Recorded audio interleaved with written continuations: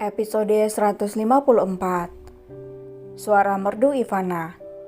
Saya masih tidak menyangka jika Tuan Irfan memecat Anda begitu saja, Tuan Rai. Jika saya tahu dari awal jika Anda dipecat, mungkin saya akan lebih dulu meminta Anda untuk menjadi sekretaris pribadi saya.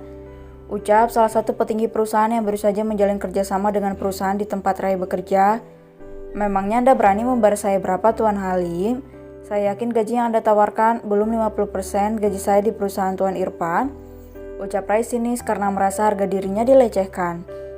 Lalu berapa gaji Anda bekerja di perusahaan ini? Tanya Halim dengan wajah masamnya. Perbandingannya ada sekitar 70-80% gaji saya bersama dengan Tuan Irfan. Mungkin karena ini perusahaan baru, jika sudah berkembang dan maju saya yakin bisa mendapatkan gaji lebih besar daripada Tuan Irfan. Itu belum termasuk bonus dan uang lembur. Rai memasang wajah datarnya. Kalau begitu saya permisi dulu Tuan Halim, karena masih banyak pekerjaan yang harus saya selesaikan. Rai berlalu meninggalkan Tuan Halim yang menatapnya dengan wajah masam. Rai saat ini bekerja di salah satu perusahaan yang baru saja berdiri 1 tahun ini. Perusahaan yang bergerak di bidang produksi kendaraan itu dirintis dari awal bersama dengan karyawan lainnya. Rai segera berjalan menuju mobil dan meninggalkan tempat itu. Hari ini ada banyak hal yang harus ia kerjakan, terutama meminta tanda tangan sang pemilik perusahaan yang melimpahkan 80% pekerjaan kepadanya. Ia tersenyum mengingat bagaimana Irfan memecatnya beberapa tahun lalu. Ingin ia mengumpati laki-laki yang sudah seperti adik baginya itu. Namun bagaimana lagi, keputusan Irfan memang sangat benar setelah ia mendapati kebenaran di balik pemecatannya. Om, apa masih banyak? Tangan Aji capek, keluh Fajri ketika ia harus menandatangani setumpuk berkas perusahaan. Sedikit lagi Tuan Muda, setelah itu Anda bisa bermain kembali, ucap asisten Fajri. Pria kecil itu sudah memiliki perusahaannya sendiri yang bernama PT PHD Indonesia. Perusahaan yang bergerak di bidang pembuatan transportasi udara ini berhasil dibangun dalam waktu 3 tahun dan menguras habis semua tabungan pria kecil itu, ditambah dengan aliran dana yang cukup banyak dari opak kesayangannya. Perusahaan Fajri sudah berhasil membuat 2 buah pesawat komersil, 1 buah jet pribadi dan 1 buah helikopter dalam 1 tahun ini. Perusahaan Fajri berhasil mendapatkan perhatian dunia karena desainnya sudah lebih dulu muncul dalam bentuk mainan. Mereka berasumsi jika Irfan yang memproduksi dan mengelola perusahaan ini. Namun setelah melakukan klarifikasi, semua orang paham dan mulai tertarik untuk bekerja sama. Hingga saat ini perusahaan Fajri sudah memiliki daftar pesanan yang sangat banyak, sehingga Irfan memberi kebijakan untuk menutup sementara blok pemesanan pesawat milik Fajri. Desain pesawat yang sempurna dan selalu lolos dalam masa uji coba membuat berbagai perusahaan tertarik untuk memesan jet pribadi kepada Fajri. Bahkan pria kecil itu juga sempat menerima penghargaan tertinggi dari Presiden atas kerja kerasnya. Walaupun saat ini identitas Fajri masih dirahasiakan, namun semua orang berasumsi jika ini merupakan anak perusahaan milik Dirgantara Corp. Tok tok tok. Abang, terdengar suara imut dan merdu milik Ivana dari luar. Ceklek. Nona muda ada yang bisa saya bantu? Tanya Rai. Saya mau bertemu dengan abang, apa boleh? Ucap Ivana datar sambil memeluk boneka buatan tangan Fajri yang menjadi kesayangannya saat ini. Silakan Nona. Ucap Rai mempersilakan Ivana masuk ke dalam ruangan kerja Fajri. Apa abang sudah selesai? Cicit Ivana. Sedikit lagi sayang, Dede mau apa? Tanya Fajri lembut sambil mengusap kepala adiknya. Dede mau latihan sama abang, apa boleh? Tanya Ivana dengan pupi ace-nya. Boleh sayang, tunggu sebentar ya, kerjaan abang sedikit lagi selesai, ucap Fajri. Ivana memilih untuk duduk di sofa yang ada di dalam ruangan itu. Rai menatap gemas kepada gadis kecil itu. Ia juga merindukan putri kecilnya yang sudah berusia 2 tahun. Nona muda, apa Nona mau bermain dengan Dede Raisa? Tanya Rai. Ivana hanya menatap pria tampan itu dengan datar, namun matanya bergerak mengingat siapa Raisa yang dimaksud oleh Rai. Dede Laisha, apa anaknya Onti Liska? Tanya Ivana dengan logat cadelnya. Iya, anak om juga. Mau kalau dia main ke sini? Ucap Ivana yang terkesan tidak sopan. Dede yang sopan ngomong sama Om Rai. Ayo minta maaf, ucap Fajri tanpa mengalihkan pandangannya. Maaf, ucap Ivana menunduk. Minta maaf yang benar sayang, ucap Fajri lembut. Maafin Nana Om Rai.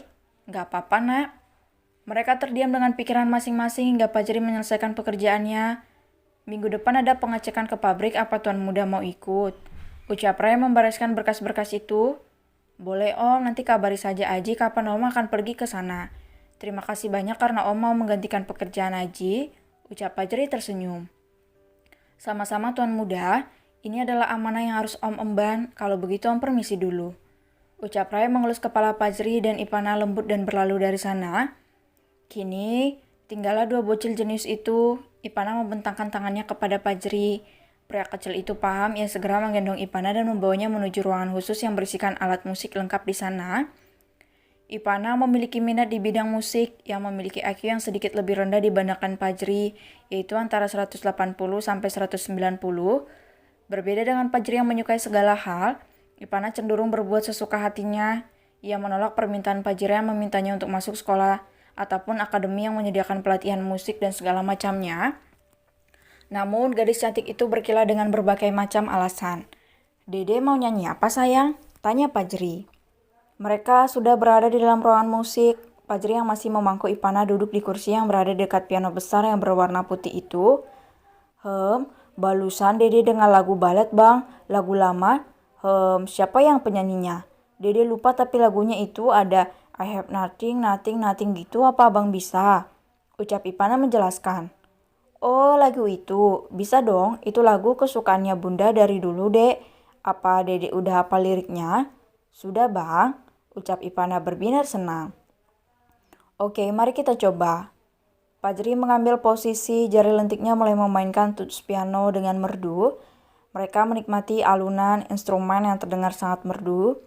Share my life, take me forward in time. Lenda bang, coba naikkan satu nada lagi, ucap Ivana. Ini nada asli loh dek, apa kamu kuat kalau tambah satu nada lagi? Tanya. Fajri terkejut. Kuat bang, coba dulu ya, ucap Ivana menatap Fajri datar. Oke. Fajri menaikkan satu nada dari nada aslinya. Ia meresapi alunan lembut nada-nada yang melambai di telinganya. Mereka semakin terhanyut ketika mendengarkan suara yang merdu mulai menyalip di antara instrumen yang tengah mengalun merdu.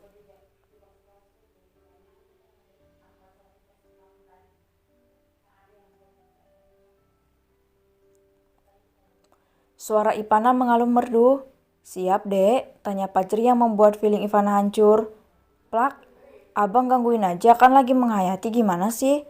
Sungut Ivana kesal sambil memukul lengan Fajri. Hei, abang kira Dede belum siap. Kan ini dananya tinggi banget sayang.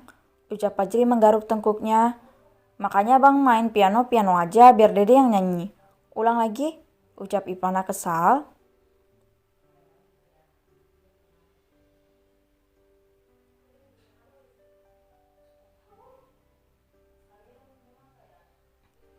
Suara tinggi dan melengkung Ivana keluar dengan sendirinya.